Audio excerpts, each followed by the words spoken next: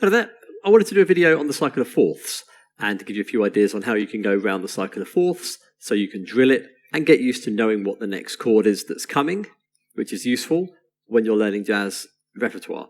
So start on C, and the cycle of fourths means you play the fourth in each key that you land on. So start on C, goes up to F. If you can count to 4, then you can do this exercise.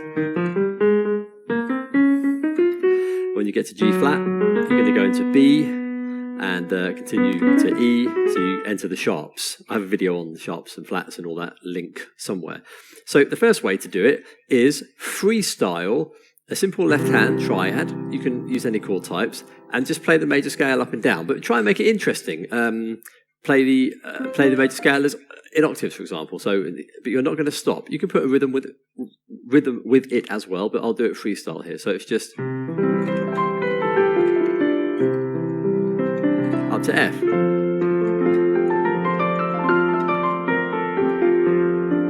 B flat.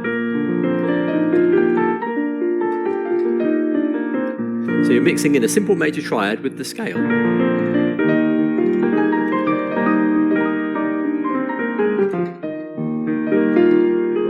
flat.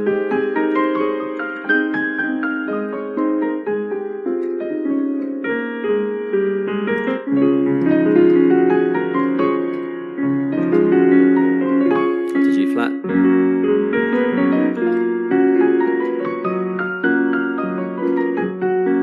To B, up to E,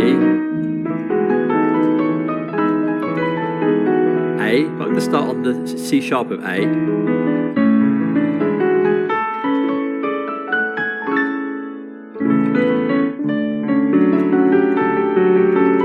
see how I'm moving it around a bit now, make it a bit more melodic.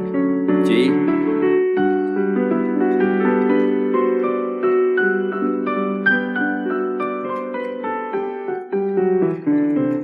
C.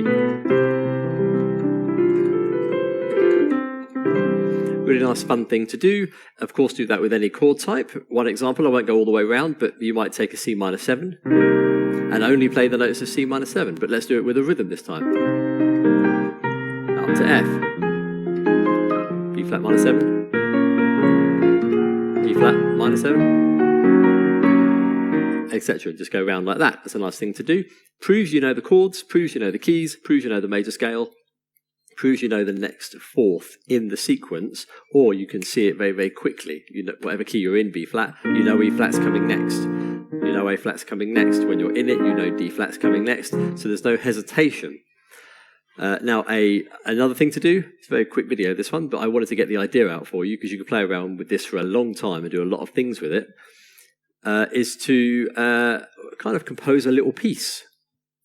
And each next chord is literally the cycle of fourths. So you haven't got to worry about chord progressions or remembering anything. So you can choose a chord type. And you got to F.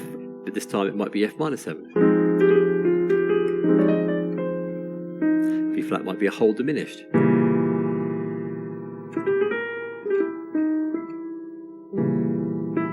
E flat might be minor 7. So I'm not really improvising, I'm sort of writing it as if it were a melody line, and each new chord is a new little melody. A flat could be major 7. D flat might be major 7 again.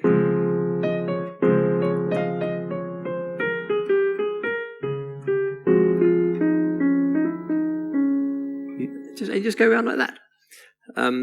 And the other one is similar to what I call, this is a final one, similar to what I call the pinky bounce, where you choose a chord type and go up chromatically. For example, in the key of C, I'll play a whole diminished chord, both hands, and you pinky bounce through the chromatic scale, which really proves to you that you really know the chords in each key, and every time you don't, you'll spend time, working it out, and you'll maybe bounce to it, and slowly it will get drilled. Major 7s, minor 7s.